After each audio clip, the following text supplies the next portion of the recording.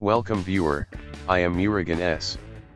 This video tutorial describes how to uninstall AVG Antivirus in Windows 10. Type Control Panel in Windows search bar.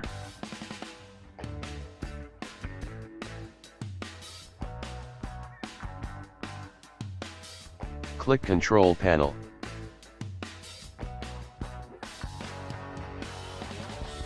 Click Programs and Features.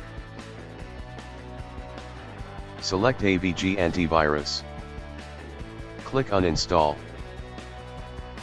Click Yes to continue.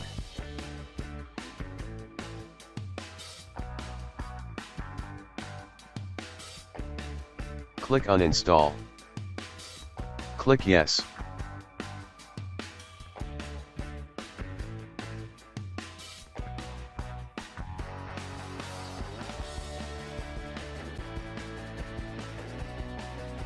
Click Restart Computer. Thanks for watching.